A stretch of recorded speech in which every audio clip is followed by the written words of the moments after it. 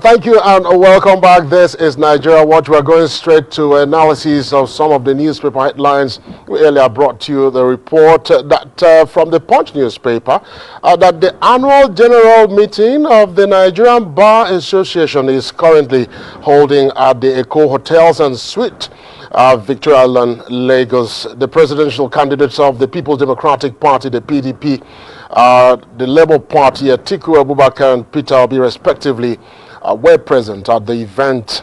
The vice presidential candidate of the All Progressives Congress, Kashim Shettima, is also present at the event to represent the presidential candidate of the All Progressives Congress, Siwaju Bola Ahmed Tinubu. The 2022 NBA GM is themed Bold Transitions, and its general conference is expected to hold between August 19 and 26th, with the opening ceremony happening today, Monday. We're being joined now for some of the analysis by Fidel Onyeneke. Good evening, Fidel, and welcome to Nigeria Watch.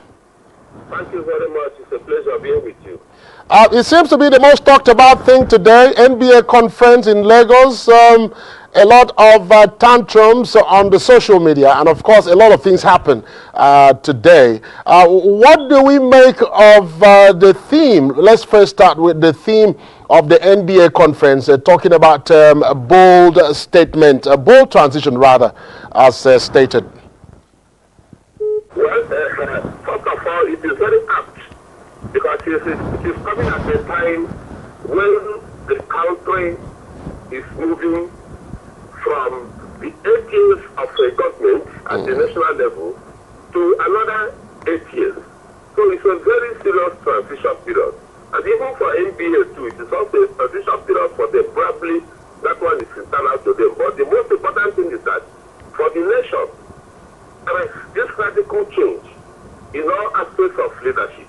Like I said earlier, the outgoing president of this country, that's the current president, who very soon will be is already heading towards being an outgoing president, has concluded the mandatory and constitutional 8 years, which apparently means that Nigeria will start the leadership of another 8 years come next election, by 2023. So it's a very serious transition. And most of the governors too that have completed their second tenures are also having the same serious transition period. So that is why MB decided to use it as part of the theme, as this theme for this particular period. And it's a time when Nigerians are thinking that there should be a new deal in the leadership of this country. When Nigerians are already feeling that there should be change in terms of the caliber of people to lead the country, in terms of their qualifications, their age, their pedigree, their antecedents, and so on and so forth. So many things have been considered. That is why it is a very serious transition period. And the candidate of the Labour Party, Mr. Peter Obi, has come out to say in a report still by Punch that this 2023 will be about competence, not connection. The presidential candidate of Labour Party, Peter Obi, has said that the elections in 2023 will be more about connections, will not be about connections rather, or tribe, or religion, but about competence, character, commitment to deliver. Yes, what he has stated the obvious. That is how it's supposed to be. Even the past elections are supposed to be based on all these principles and the factors he mentioned. But unfortunately, we find ourselves in a country where people use connection, where people do the wrong thing, and wrong thing becomes the norm. So that is exactly the problem. So, and in the past, politicians, including P2B and others, they had even promised this type of government that, look, if I'm made a governor, I will do this, I will do that. If I'm made this president, I will do this, I will do that. But by the time they assume office, they turn to different things altogether. So I just pray that this time around, now that just like the Excellency Peter Obi says, I just pray that other leaders, others who are aspiring to lead this country, we have the same view. And by the time they go there, they actually practicalize it. Because one thing is to say something, another thing is to make it happen. It's not the first time Nigerians are hearing this type of thing, promises and so on, that it's not going to be connection, there wouldn't be rigging, there will be free and fair elections, there will be all manner of things. So by the time the period comes, you see people doing exactly the opposite of all that they promised Nigerians. But I just pray that we get it right this time. With emphasis to talking about connections, tribe, and of course religion, but about competence, character, and commitment to deliver. One seems to perhaps think that this was an indirect information to the All Progressives Congress with the uproar about the Muslim ticket. Let me tell you, if anybody says that this election is not going to be a trial of tribe and so on and so forth, that person, yes, in principle may be right, but it's not going to be exactly that way. Because Nigerians have so imbibed this spirit of religiosity, and even tribalism, talking of ethnicity and so on, that whatever they do, they put it into consideration. And I want to tell you that what is playing out in the country today is a situation where some tribes, some religions, even some ethnic groups are feeling that they have not been carried along by the major political parties. That is why people are emerging as some other political parties, and they are satisfying the wills and caprices of others who felt marginalized. So you cannot totally say that we will talk of tribe, religion, and so on, because it is already playing out. But the most important thing is that Nigerians, probably a good percentage of voters, are going to look at individuals, look for various individuals, rather than their political parties. But where tribe, religion, and so on will play a role, they will still play that role. Fidel, do you see this kind of conferences as a platform for manifesto and, of course, presentations by candidates of the party? And if yes, don't you also think that the candidates of all of these political parties can also take a step further to perhaps address national bodies like the NURTW, National Union of Road Transport Workers, the Nigerian Medical Association, NMA, we have the Nigerian Engineering Society, and all of these national bodies? Do you see some of these bodies having the opportunity to hold these candidates accountable, at least take them to a platform where they can also talk about what they want to do for Nigerians, so we can keep records? The truth is that any organization that has good number of people who are prospective voters, once such organization is holding a conference or a gathering and so on, it is an opportunity for Nigerian politicians to go and sell themselves, raise them, solicit for their votes. Not you are talking of MBA, New Jersey, and so on and so forth. If you go to the East now, where they are having what women call August meetings, all the women from different parts of the country and abroad, converging in their various communities, you see all politicians going to address them, solicit for their votes, sell their political party, sell their ideas and ideology to them. So it is nothing special. And of course, MBA and others are capitalizing on it too, to ensure that they even address the tap from whatever these people will offer them. Because even after addressing them, we have a situation where some of these candidates may have sponsored one or two things. It's not necessarily that of MBA, but other organizations, they may have promised the one or two things, made one or two donations, probably place adverts and so on their brochure and so on and so forth. They are also, these organizations are also looking for money. They want to be relevant. That brings us to the issue of perhaps monetization of the campaigns. Because we are afraid that if these candidates support these organizations in the manner with which you've mentioned, it will amount to monetization and perhaps, in quote, vote buying. Because if you have to advertise in our brochure or perhaps do in our adverts or sponsor the venue for which we're using for the event, it all boils down to the fact that in one way or the other, our political structures are monetized. That is the truth. That is the real truth. Because when you talk of monetization, it's not just because you go to individual candidates and give them money. You know, politicians can always find another way. If you change them from this particular way, they map out another strategy. So by the time you go and address organizations, tell tell them that you are going to sponsor this for them, make promises, those financial promises, and so on and so forth. It's an indirect way of buying their votes. And that is exactly what is happening.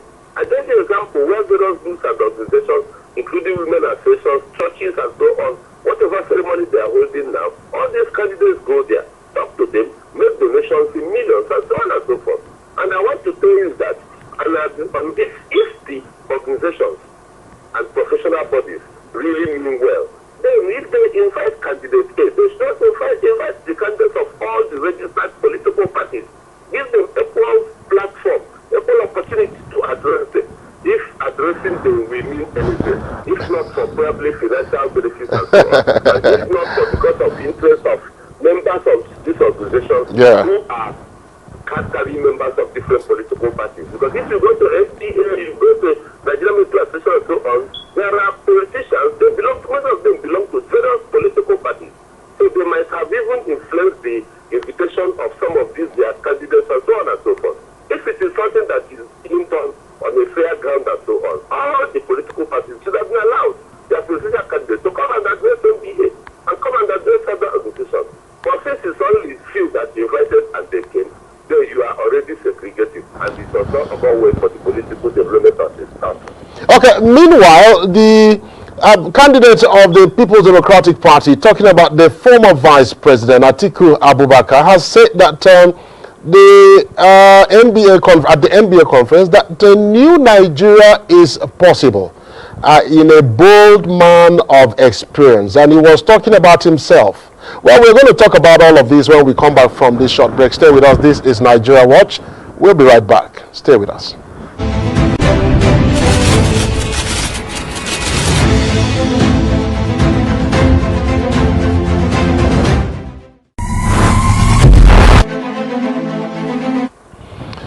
Thank you and welcome back. In case you've just joined us, this is Nigeria Watch, and we earlier brought you a report of some of the newspaper headlines on the show. We told you about Tinubu absent, Atiku Obi Shetima attend NBA conference.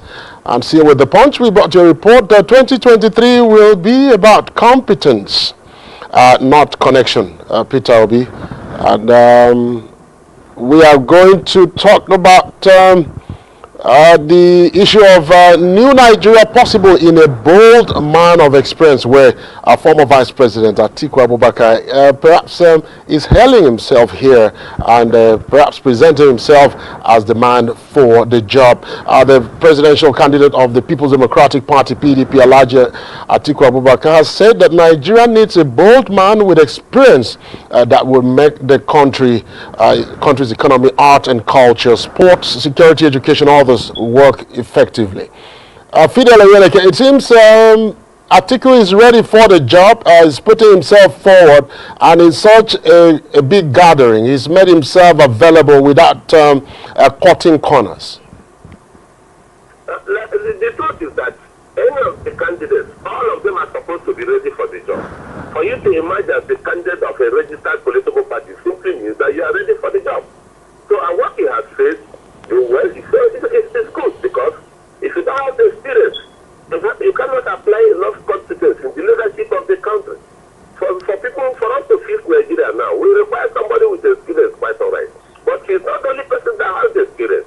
There are other people, other presidential candidates who also have some experience. All that he needs to do, just like he has done now, is to continue to talk to people, talk to groups and organizations. By the time they go there, if they are convinced that his experience will add more value to the country than others, and they decide to choose, so be it. But the truth is that stated the obvious. But that obvious does not mean that he's the only person that has that experience. Anybody who is a candidate at that particular level, I'm sure they all have experience, but people will now choose those whose experience will be better for the country. The former Vice President said that Nigeria had all the negative indices since its creation, and that the country has never witnessed the level of poverty and disunity as it is today. Yes, it's because of a problem created by the politicians. Over the years, in the past 15, 20 years, we've had different political parties in this country. They laid all this foundation of chaos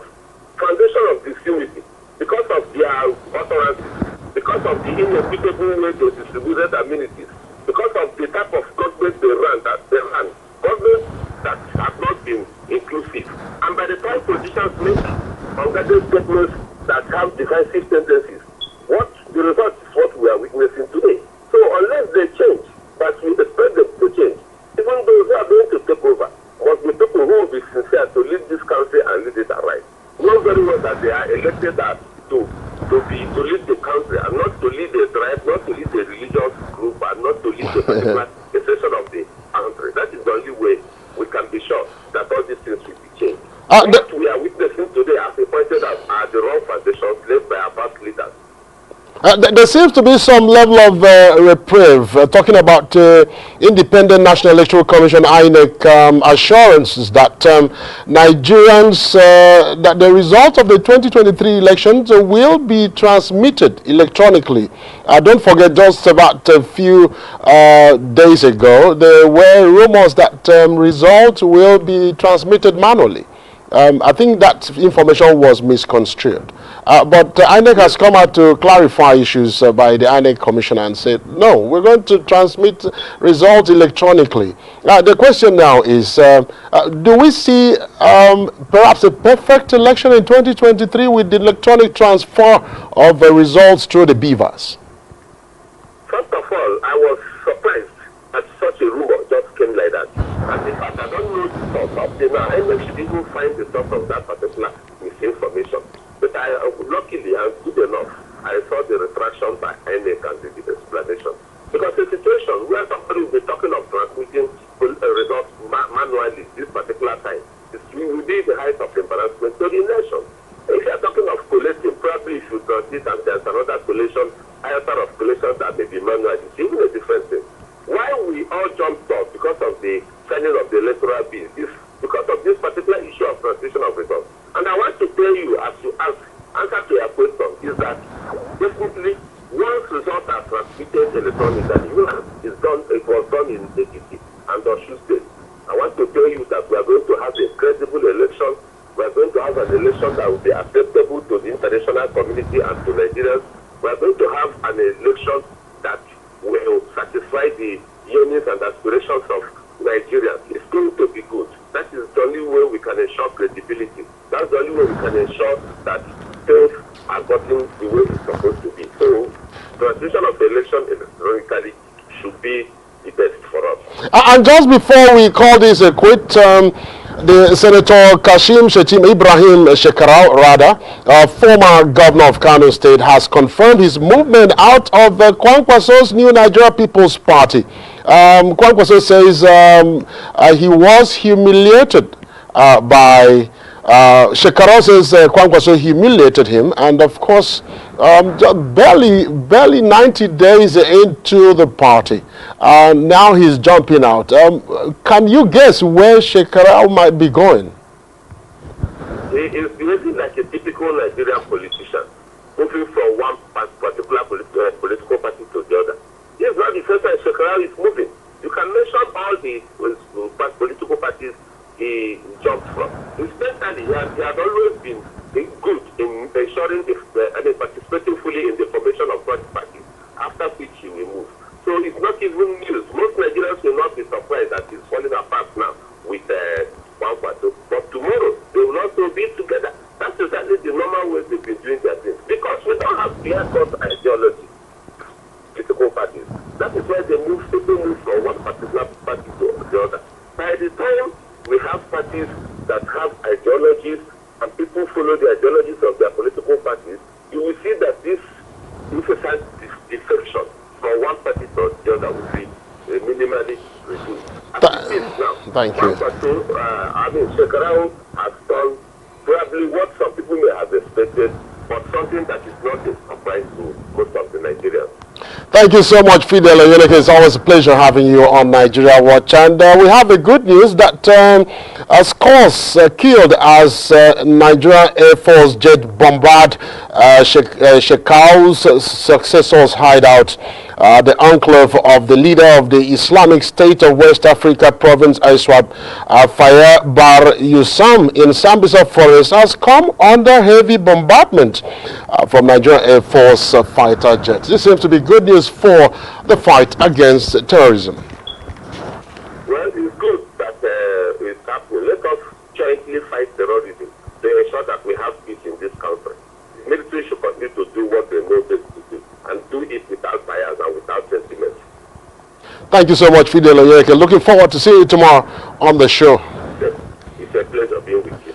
And just before we call it a quit, let's give you a recap of what was some of the news headlines on Nigeria Watch tonight. And we're starting with the Punch newspaper. We brought you a report that Tinubu absent. Atiku Obi Shetima attend Nigeria Bar Association conference in Lagos. And also from the Punch newspaper, we have a report. 2023 will be about competence, not connection. A former governor of Anambra State, Mr. Peter Obi, says. And from the Vanguard at the NBA conference, still trending, new Nigeria possible in a bold man of experience. A former Vice President Atiku Abubakar quoted saying that today. And from Guardian, still on 2023, election result will be transmitted electronically, says INEC. And on Daily Post, I'm done with NNPP. Former governor of Kano State and Senator Shekarau makes that statement. And finally, scores killed as NAV jet bombards the hideout of Shekarau's successor in Sambisa Forest. My name is Abasi Odu Idiong. You can follow me on the social media space at ApsoBaba. Let's do this again tomorrow, God willing. Remember to tell your neighbors, to tell their neighbors to get a TStv decoder. Good night. You know I love you.